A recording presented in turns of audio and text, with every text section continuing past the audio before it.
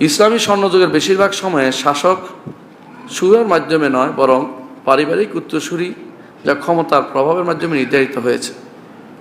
এক আমির থেকে অন্য আমিরের ক্ষমতা নেওয়ার সময় সেই সময়গুলোতে অনেক রক্তক্ষয়ী সংঘর্ষ বারবার হয়েছে। অপরদিকে গণতন্ত্রে মানুষ নিজের ভোট দিয়ে ক্ষমতার পালাবদল ঘটায়, তাই ক্ষমতা হস্তান্তরে গণতন্ত্র খেলাফতের তুলনায় অধিক উপযোগী না? আপনার মতামত? তাই না? মানুষ অভাবে মরে যাচ্ছে, তাই না? সুদের জিনিসটা তো মানুষ উপকারই করে, তাহলে সুদটাকে জায়েজ করে ফেলে। আপনার কেয়াস চলবে না। গণতন্ত্রে উপকার পাইছেন আপনি, সুরাতে উপকার পাননি। সুরা ধরেন না কেন? ইসলামে সমস্যা হচ্ছে একটাই, গণতন্ত্র সবার জন্য, সবাই ভোট দিতে পারে। ইসলামের নীতি একটা নির্ধারিত আছে রে ভাই। ইসলামে কিছু মানুষের আসলেই ভোট নাই। ইসলামে কিছু মানুষ আসলে ভোট পাবে না, কিছু দিতে পারে না, কিছু পাইতে পারে না। এটার নাম হচ্ছে শুরা। আহলুল হাল্লে ওয়াল আকদ একটা জিনিস আছে ইসলামে, অর্থাৎ যারা গিরা লাগাইতে পারে, গিরা খুলতে পারে, ওই গোষ্ঠীটাই শুধু ভোট দিতে পারে, মতামত দিতে পারে। ভোট তো মত দেয়া। ইসলামে সবার জন্য মত নয়, আর সবাই মত দিতে পারে না। আপনার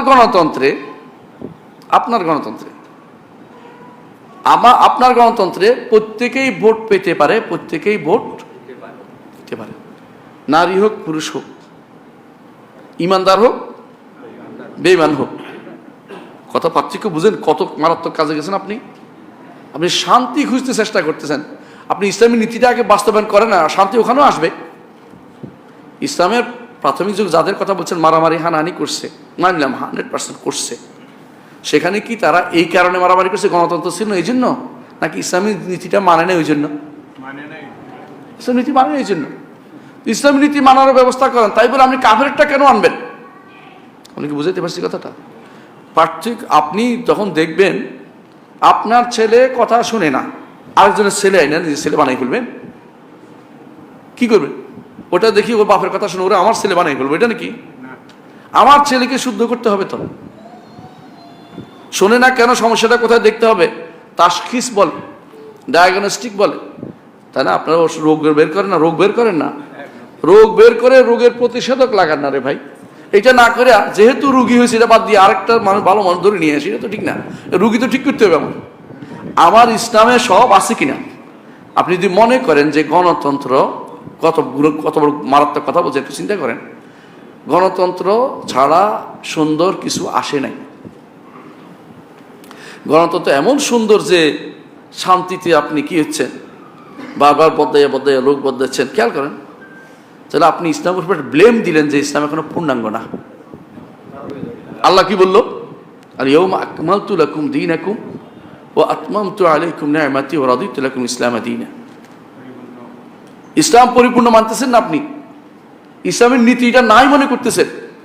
আপনি মনে করতেছেন ইসলামের কোনো ক্ষমতা আরোহণের কোনো সুযোগ নেই, ক্ষমতা চালানোর কোনো সুযোগ নেই।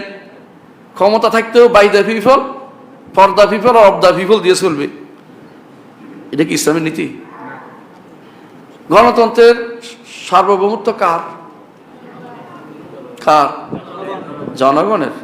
আর ইসলামের সার্বভৌমত্ব কার? তাহলে আপনি যে প্রশ্নটা করেছেন, আপনি চিন্তা করেন না যে কোথায় ভুলটা করেছেন। আপনি ইসলামের শুরা পদ্ধতিতে আসেন।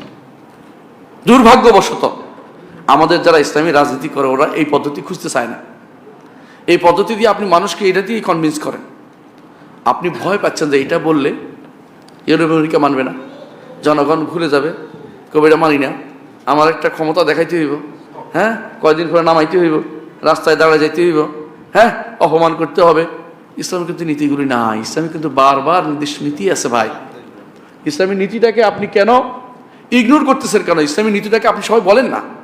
আপনারাই রাজনীতি করেন, আমরা রাজনীতি করি না। আমরা তাহলে দাসখতটা নিই, বসে বসে আর কোনো কাম নাই, হ্যাঁ, বসে বসে দস্তখত দিয়ে কোনো কাম নাই। আপনারাই করেন, কিন্তু আপনি ইসলামীটা নিয়ে ইসলামী রাজনীতিটাই করেন, শরিয়া রাজনীতি করেন না আপনারা।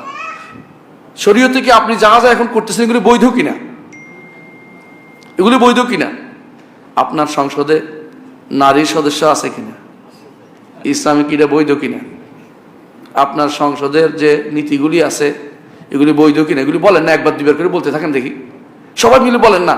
আপনি মুসলিমরা ইসলামী রাজনীতি করেন না, করতে মানা করতেছি না, কিন্তু ইসলামী রাজনীতির জন্য আপনি যে কথাগুলি বইগুলি না বলে আপনি ওদেরটা টেনে আনে, আমার মানে খুব শর্টকাটে ক্ষমতা যাওয়ার বুদ্ধি আর কি এটা। কারণ আপনি জনগণের ব্রেন ঠিক করতে হবে, জনগণকে জানাতে হবে ইসলামের হক। আপনি ভুলও বলতে চান না যে নারী কিন্তু সংসদে যাইতে পারে না, এটা বলতে পারেন না। এটা বললে আপনার কেউ ভোট দিবে না। দয়া করে এই কথা রাখবেন না যে গণতন্ত্র তো হলো শান্তি পাচ্ছি না, শান্তি ইসলামেও ছিল না, ভুল করেছে, এগুলো সংশোধন আপনি করেন। কিন্তু তাই বলে আপনি ওই ভুল যেহেতু করেছে সেহেতু আর এটা সংশোধন করবো, আরেকটা নিয়ে আসবো, আরেকজনের বউকে নিজের বউ বানাই ফেলেন না, নিজের বউটা ভুল করছে শুদ্ধ করেন, তাই না? আপনি ইসলামাইজেশন নাম দিয়ে আপনি ইসলামকে সাইজেশন করতেছেন, বুঝেন কিনা? ইসলামাইজেশন বুঝেন কিনা? ইসলামিকীকরণ না, আপনি ইসলামিকীকরণ নাম দিয়ে ইসলামটাকে কি করছেন, সাইজ করে ফেলছেন যে ইসলামের এটা লাগবে না, ওইটা লাগবে না, ওইটা লাগবে, শেষ পর্যন্ত দেখবেন যে কিচ্ছুই লাগবে না। পর্দারে কি করছে এখন কিছু মানুষে, পর্দারে কি করছে দেখেন তো, শর্ট বোরকা নাম দিছে, শর্ট বোরকা। দয়া করে শর্ট বোরকা নাম দিয়েন না, বুঝছেন তো?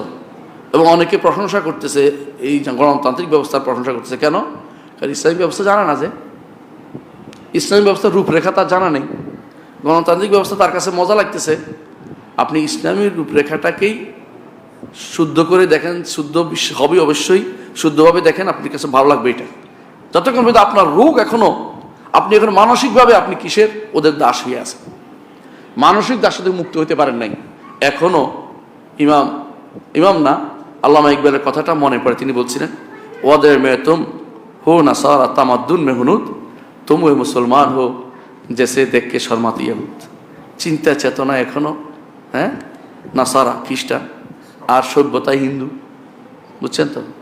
আর আমারও দেখলে ইহুদিরা শর্মাতে ইহুদিরা মুসলমান, এটা তো আমাদের চেয়ে খারাপ অবস্থা আছে, বুঝলেন না? আমার সভ্যতা, আমার চিন্তা চেতনা সব আগেই বিক্রি করেছি, গণতন্ত্র ছাড়া কিছু চিন্তাও করতে পারি না। আর এটা কোথেকে আসলো? এর আগে কি ছিল? এরা কারা আছে? এদের ক্ষতিকর দিকটা দেখেন না কেন? গণতন্ত্রের ক্ষতিকর দিকটা দেখেন না কেন? আল্লাহ তৌফিক দেয়, গণতন্ত্রের ক্ষতিকর দিক বা গণতন্ত্র ইসলামিক নয় এর উপর একটা বই লেখা হচ্ছে, দুদিকে আশিক পাবেন।